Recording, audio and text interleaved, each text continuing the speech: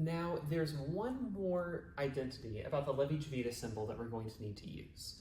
This one's kind of a pain. I don't know of any good way to derive it other than just working out all the cases. But it's about what happens when you multiply two Levi-Civita symbols together. So these two Levi-Civitas are going to share one index in common, the last one. Every other index, I, J, P, Q, is going to be different. This is a 4-indexed object. And when I multiply them together, Levi-Civita can only be 1, 0, or -1. So when you multiply this together, it can only be 1, 0, or -1. And that's what we get on the other side. And it becomes a bunch of delta functions. I and P could be the same, and J and Q are going to be the same, and that gives us 1. Or I and Q are going to be the same, J and P are going to be the same, and that gives us -1. Or we could have some other combination, and we get 0. I don't really know anyone who has this memorized. This is one of those things you just have to look up every time. But this becomes very, very important for proving a critical vector identity. So if you're trying to solve the wave solution of Maxwell's equations, at a certain point, you have to take the curl of a curl. And this is where things get really dicey.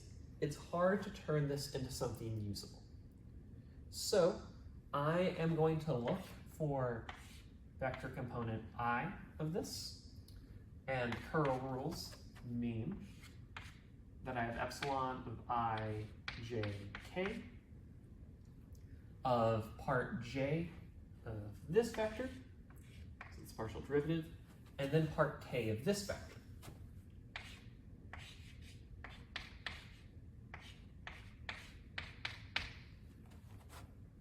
But when I want part K of this vector, I have to do curl again.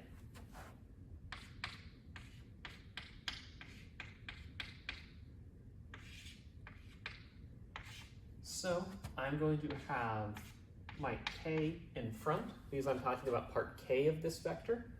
And then I'm going to have 2 more indices. They have to be new. I cannot repeat an index I had before. If I have 3 or 4 J's lying around, but like some J's mean one thing and other J's mean another thing, you're going to make mistakes. I'm going to have to introduce new indices here. So I'm going to call these P and Q to line up with the identity I had earlier. I could call them other things, that is totally fine, but if I called them A and B, for example, I'd have to rewrite this with A and B. That's a skill you're going to have to develop about transferring over the different labeling schemes or the conventions or whatever when you look up resources to help you on your homework, or heck, even in your research. So when I do this again, part P, okay, so that means I have part P of this partial derivative, and I have part Q of this vector.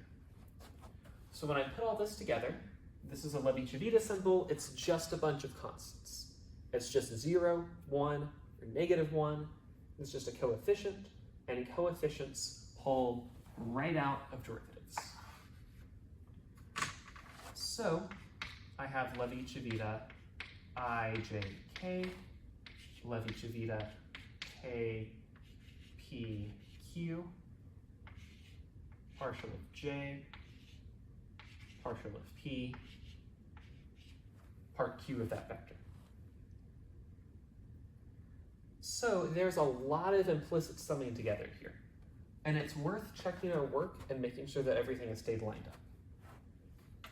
I still have an I index by itself. That's what I should have. This is part I of some vector. I am going to have these 2 K's summed together. I'm going to have this J with that J, this P with that P, this Q with that Q. So this is a mess. I have 4 implicit summation symbols going on here. and I'm going to want to use this identity to simplify it.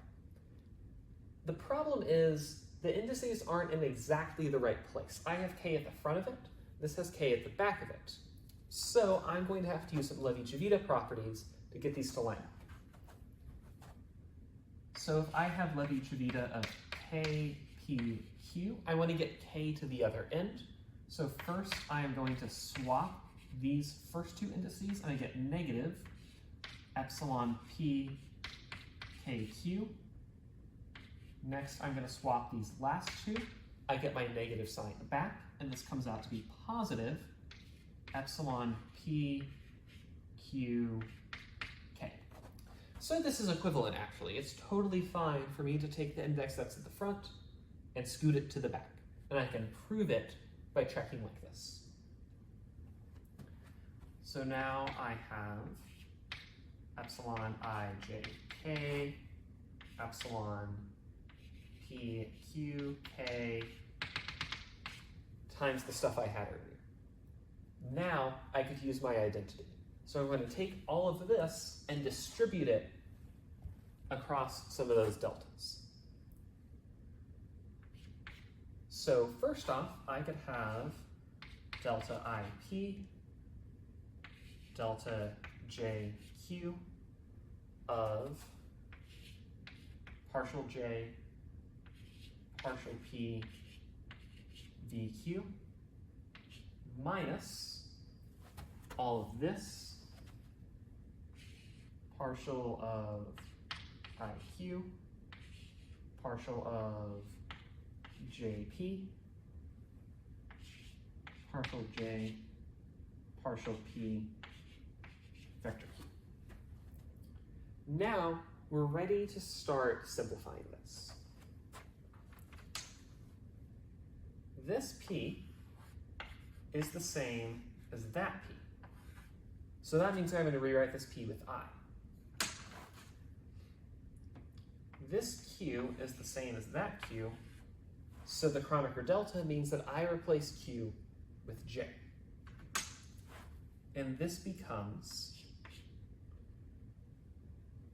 I'm going to move this out front just so the I is out front. Partial of I of partial of J Vj, and those J's are summed together,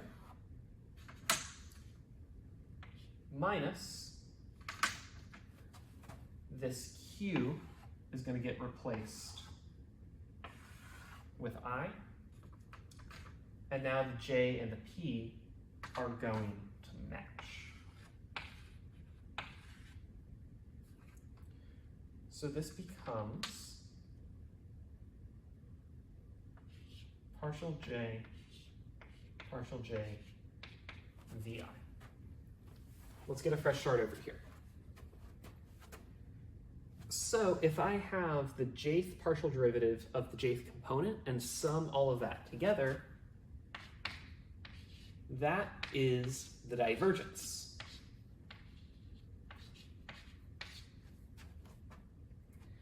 Now, if I have these partial derivatives summed together, if I have jj, let's do that off to the side.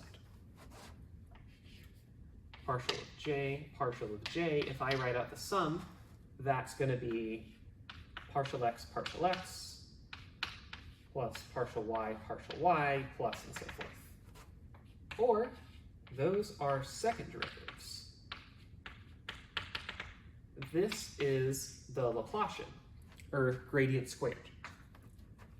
Actually, I think it's divergence of gradient. Yes. So what I get is minus gradient squared of Vi. So I'm almost done. I am taking the ith partial derivative of this. Divergence gives me a scalar, so I'm just taking a partial derivative of a function and putting all that into a vector because this I tells me that this is the component of a vector. That's just the gradient.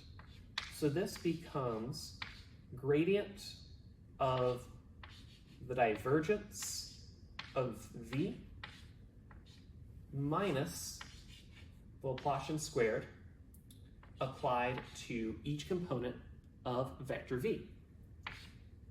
And then I just have the ith component of that. So that was a hard problem, but this is how we take the curl of a curl, which is critical when working with Maxwell's equations, and turn it in to something that's a lot more manageable. Now I'm getting a divergence in here. A divergence is something that we have Maxwell equations about. I get a gradient, a Laplacian squared in this. This is where things like the Poisson equation come up.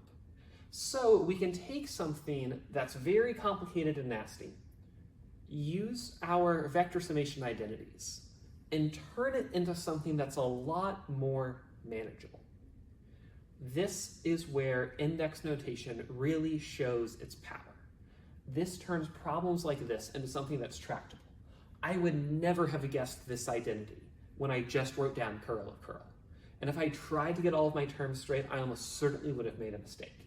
Here, I can nicely fit my work into one board and then get a usable identity at the end.